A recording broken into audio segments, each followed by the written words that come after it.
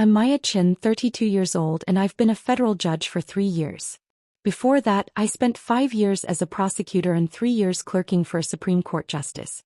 My sister is Lily, 28, and for the past decade she's introduced me at every family gathering, every social event, every wedding and baby shower as my sister who does admin work, or secretarial stuff, or most recently, answers phones at the courthouse. I never corrected her. Not when I was in law school and she told people I was studying to be a paralegal. Not when I passed the bar and she said I was some kind of legal assistant. Not when I became a prosecutor and she described my job as filing paperwork for lawyers. And not when I was appointed to the federal bench at 29, one of the youngest in the state, and she continued telling everyone I had a basic courthouse job. Why didn't I correct her? Because correcting Lily has never worked. When we were kids, she told everyone I cheated to get into the gifted program. When I got a full scholarship to Columbia, she said it was probably affirmative action or something. When I graduated summa cum laude, she told relatives I studied too much and had no life.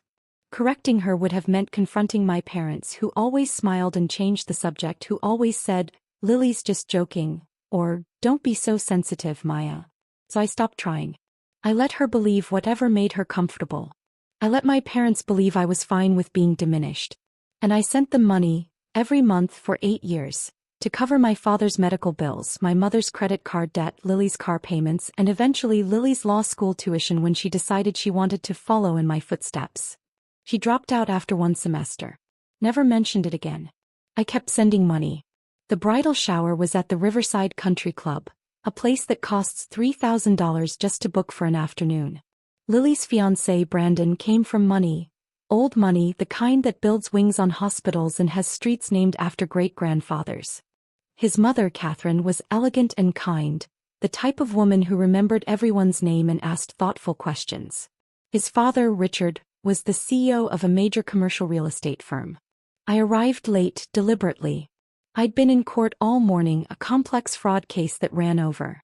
I changed in my chambers, traded my robes for a simple navy sheath dress and nude heels, pulled my hair into a low bun. I looked exactly like what I was, a professional woman who'd just left work. The ballroom was already full when I walked in.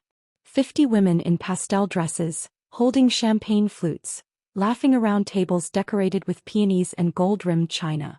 I spotted my mother first, then Lily, radiant in a white lace dress, holding court at the center table. She saw me. Her smile didn't falter, but something flickered in her eyes. She waved me over, looped her arm through mine, and before I could even set down my purse, she announced loudly enough for nearby tables to hear, "Everyone, this is my sister Maya. She works at the courthouse, answers phones, schedules appointments, that kind of thing. Very sweet job. Nothing too stressful." The women smiled politely. A few nodded. One woman, Brandon's aunt I think, said, "Oh, how nice. Government work is so stable." I smiled. Said nothing.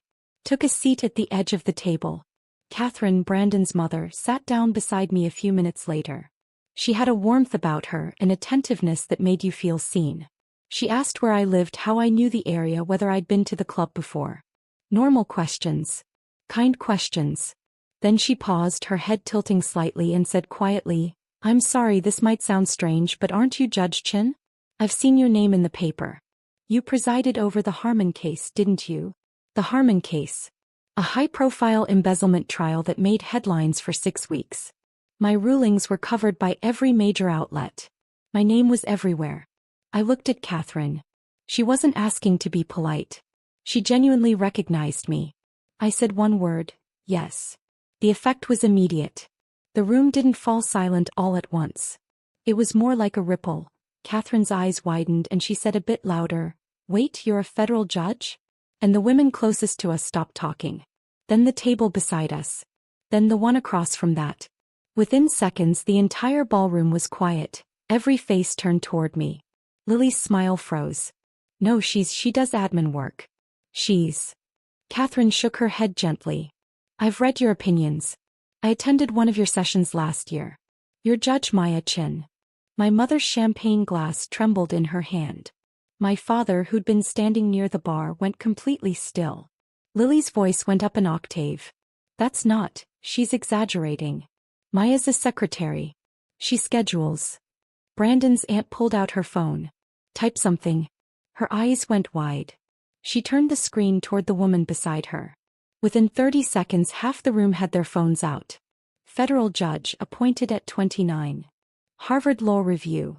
Supreme Court clerk. She sentenced a state senator last year. Lily's face went from white to red.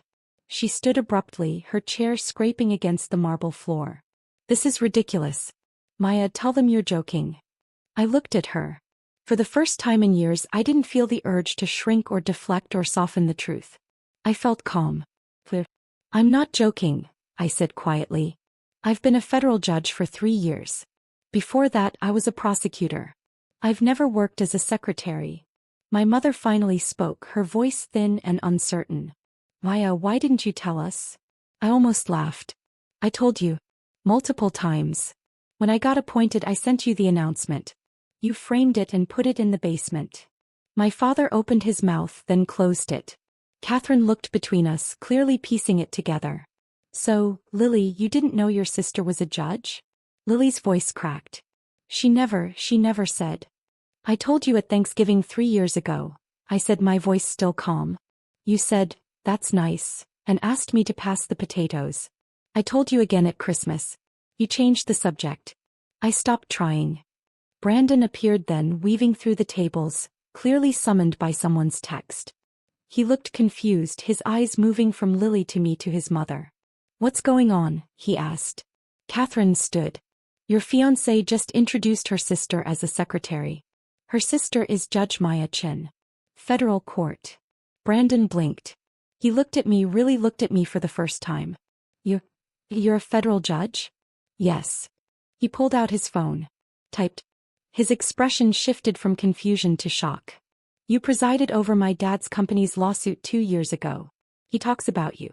He says you're one of the toughest judges in the state. Lily sank back into her chair. Her hands were shaking. Brandon turned to her, his voice careful but firm. Why would you say she's a secretary? Lily's mouth opened and closed. No sound came out. My mother, desperate to smooth things over, said quickly, it's just a misunderstanding. Maya's always been so humble. No. My voice cut through the room sharper than I intended. I softened it but kept going. It's not a misunderstanding. Lily's known what I do for years. She's chosen to describe it differently. That's her choice.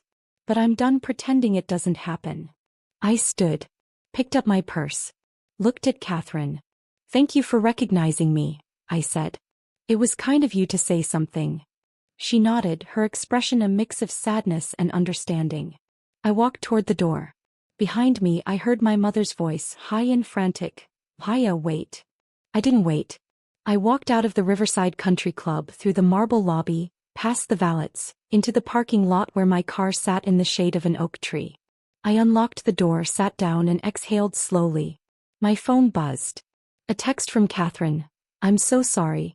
I had no idea. You're welcome at the wedding regardless of what happens. You've earned your place. I stared at the message for a long time.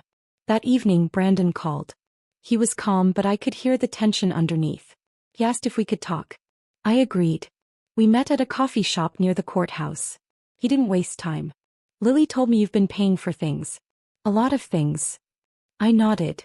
Your father's firm handles real estate. You can verify the payments if you want. 8 years. Medical bills, credit cards, car payments, her tuition. He exhaled. She said you were entry-level.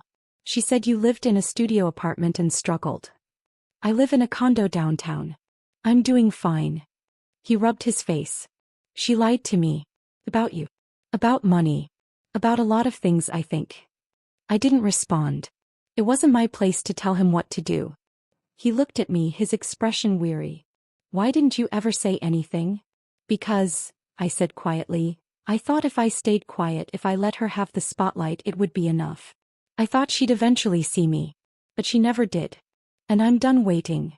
3 weeks later, the wedding was postponed. Not cancelled, postponed. Brandon needed time, he said. Lily called me 17 times. I didn't answer. My parents came to my condo. We sat in my living room with its floor-to-ceiling windows and river view, and they apologized. It felt hollow, but it was something. I didn't go back to family dinners. I didn't send money anymore. I set boundaries, real ones, and for the first time in my life I enforced them. Freedom doesn't always look like victory. Sometimes it just looks like a quiet morning, sunlight cutting across your kitchen counter, and the knowledge that you no longer have to make yourself smaller to fit into someone else's story. I'm Judge Maya Chen, and I answer to no one but the law.